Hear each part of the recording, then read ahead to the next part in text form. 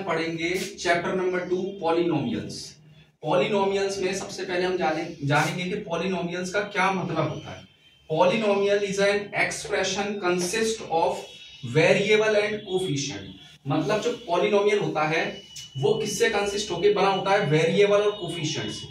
तो इसके हम सबसे पहले एग्जांपल समझ लेते हैं।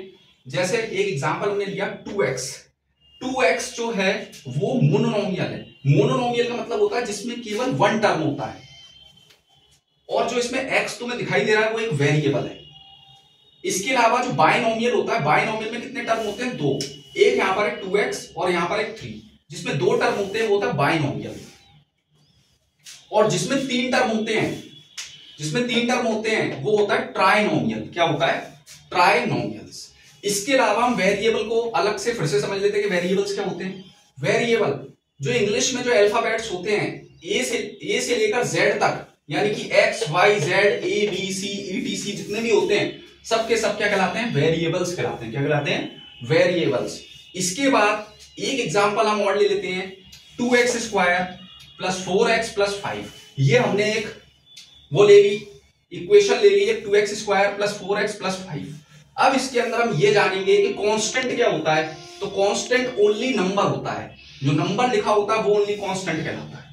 अब हम जानेंगे इसके अंदर कि कोफिशिएंट क्या होता है। तो कोफिशिएंट हमें पेपर में ऐसे पूछेगा, कोफिशिएंट x का बताओ, तो x का कोफिशिएंट 4 है। अगर x स्क्वायर का कोफिशिएंट पूछता है तो 2 है।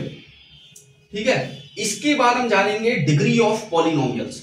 अब डिग्री ऑफ पॉलिनोमियल जानने के लिए हमें ये जानना होगा, देखो इसके अंदर डिग्री ऑफ पॉलिनोमियल में लीनियर पॉलिनोमियल होता है। लीनियर पॉलिनोमियल में क्या होता है, केवल 1 डिग्री होती है। डिग्री का मतलब होता है पावर। ठीक है। इस पे x के ऊपर कोई पावर नहीं है, यानी कि इसकी पावर क्या है, 1 है। इसकी पावर क्या है, 1।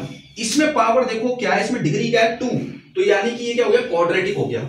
इसमें डिग्री क्या है, 3, तो यानी कि ये हो गया क्यूबिक पॉलिनोमियल। इसके बाद इससे ऊपर जो भी होते हैं वो सब फिर पॉलिनोमियल में काउंट हो जाते हैं।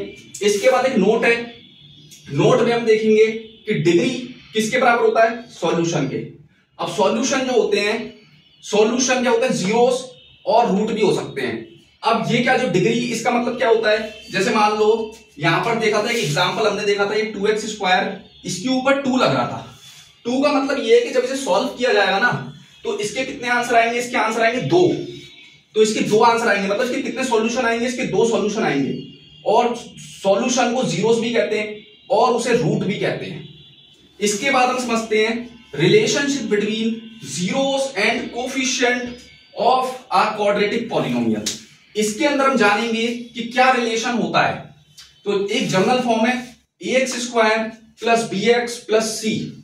a is not equal to 0, मतलब a कभी भी 0 के बराबर नहीं होता।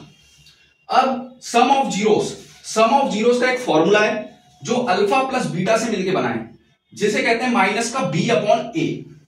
एक और फॉर्मूला है product of zeros, alpha beta का फॉर्मूला है c अपॉन a। अब a क्या होता है, b क्या होता है, c क्या होता है, ये हम एग्जांपल से समझेंगे।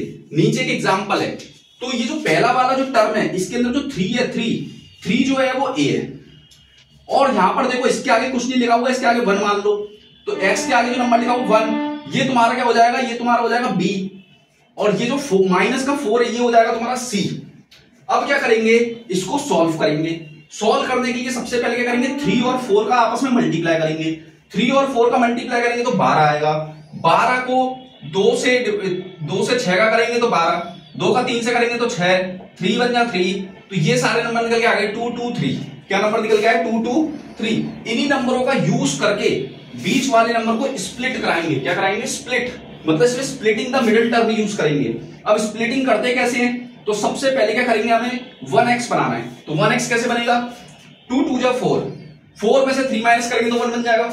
तो देखो सबसे पहले हमने लेंगे माइनस का 4x और प्लस का 3x, मतलब बड़े नंबर के आगे माइनस का, क्योंकि माइनस का मिलाना है इसलिए। अब इन दोनों में कॉमन क्या है, कॉमन कुछ भी नहीं हो रहा। कॉमन केवल क्या हो रहा है, केवल x कॉमन है इसमें, तो x को हम ले लेंगे बाहर। तो अंदर क्या बचेगा, 3x माइनस 4।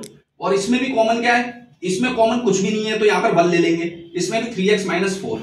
तो एक आंसर इसका हो जाएगा x प्लस 1, और इन दोनों में से कोई भी एक आंसर हम लिख सकते हैं, यानी कि 3x माइनस 4। ये हमें 2 मिल गए। अब जब दो मिले, इसको जीरो के बराबर लिखेंगे, जब जीरो के बराबर लिखेंगे प्लस का वन, ये उस तरफ जाएगा तो किसका हो जाएगा, माइनस का वन। यानी कि जो पहला जो आंसर मिला, जो भी तुम्हें पहला आंसर मिले उसे मान लो अल्फा, और ऐसे ही इसको सॉल्व करेंगे।